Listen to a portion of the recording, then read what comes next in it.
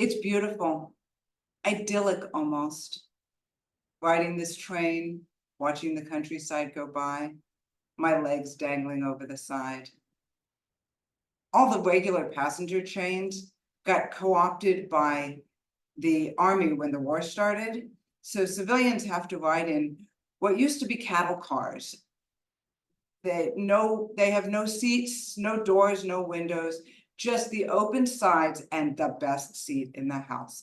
Sitting on the edge, my legs dangling over the edge, watching the countryside go by. Reading this paper that I think has the answer that I have been looking for. And the answer is chickens. See, my research is on the fundamental mechanisms of brain development in animals. And I've been wanting to look at how nerves know where to grow. People have done this in frogs, and I don't find that research compelling. But this paper suggests that we can do it in chickens. And I think it might work that way. I think it might really work. Not going to happen anytime soon, though, because like all the other Jewish researchers in Italy, I lost my job at the university 2 years ago when the racial laws came into effect. It's too bad, though.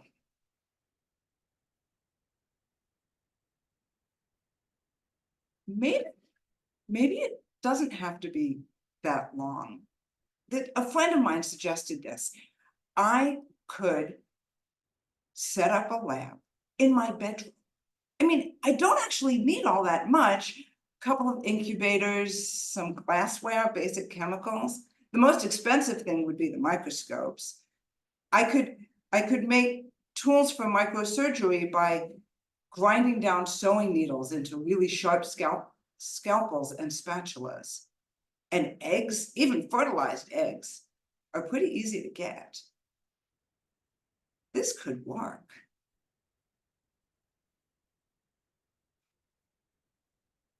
Again, the air raid siren is going off again. Every night, they are bombing Turin non-stop.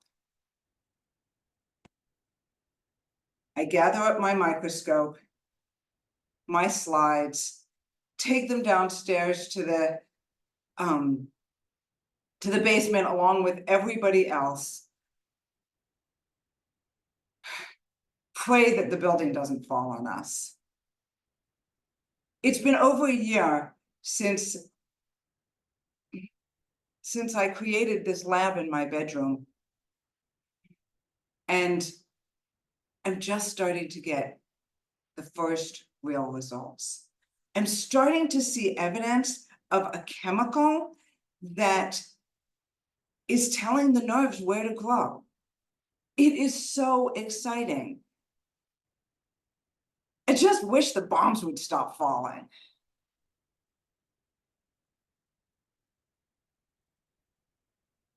Excuse me, sir.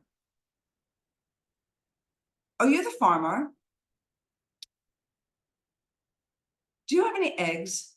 I'm looking for eggs for my babies. There wouldn't happen to be a rooster in your hen house, would there? You know, fertilized eggs are more nutritious. He finds a couple. I put them in my basket, pay him for them, cycle on to the next farm. See, the bombs did not stop falling, as you might imagine. And it eventually became too dangerous to stay in Turin. So we moved out to the countryside. I set up my lab on a small table in the sitting room, but eggs are really hard to come by these days. So I cycle around to the local farms, begging the farmers for eggs, for fertilized eggs, for my babies.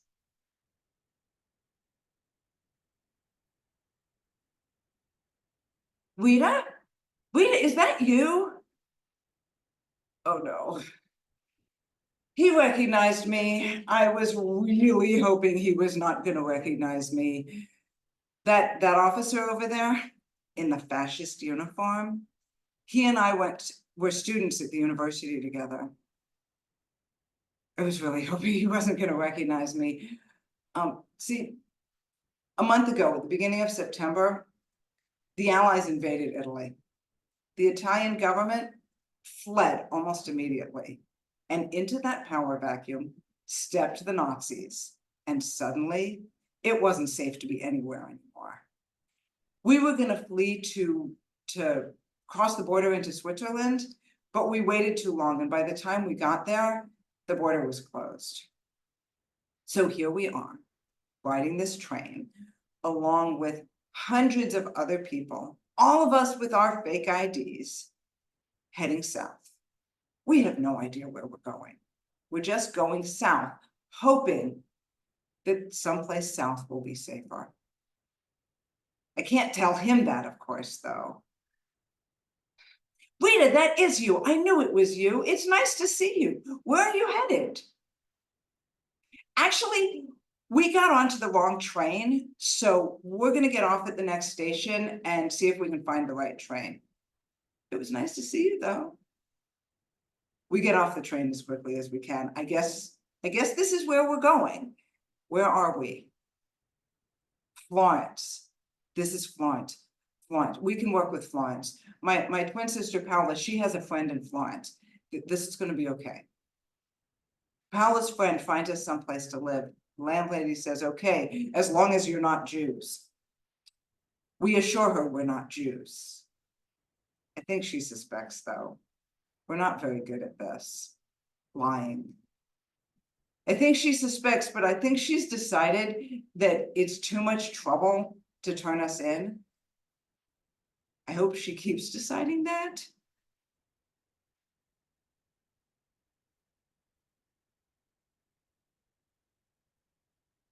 I hate this feeling of helplessness. I'm supposed to be a doctor. I'm supposed to be a doctor, and I can't do anything. When the Allies liberated Florence, I volunteered as a doctor with the Red Cross. I guess it's my way of making up for the fact that I was never a partisan. I would have, but I'm really bad at lying. I would have made an awful, awful partisan. It doesn't make me feel any less guilty, though. So here I am volunteering as a doctor for the Red Cross, and we're getting this flood of refugees from the north. They come in so malnourished and so dehydrated, and we can help them, some of them. But the babies come so dehydrated that by the time we get to them, there's just nothing we can do. And then the typhoid hit. It's an epidemic among the refugees now. And there's no cure. There's nothing we can do. We send them to the hospital, but the hospital just turns into a place where we send people to die. This family came in, beautiful little family, parents, and this young woman, 20 years old. And she got it. They begged me not to send her to the hospital. They begged me. And I would have made an exception if I thought it would do any good.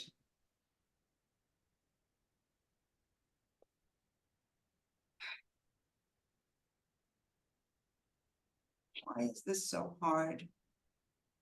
I should be happy. The war is over. I'm back in Turin. I'm back at my job at the university. I'm back at my lab bench. All the things that were so hard in that bedroom lab, where the most important thing was to get the stain to work at all, they're easy now. I should be excited. I should be moving forward with my research. I can do this now. And I can't seem to find the motivation to care. I don't understand why this is so hard.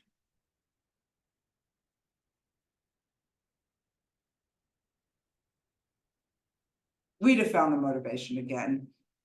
In 1986, Dr. Rita Levi-Montalcini and a colleague were awarded the Nobel Prize in Medicine for the discovery of nerve growth factor, the chemical that she first saw evidence of in that bedroom lamp in 1942.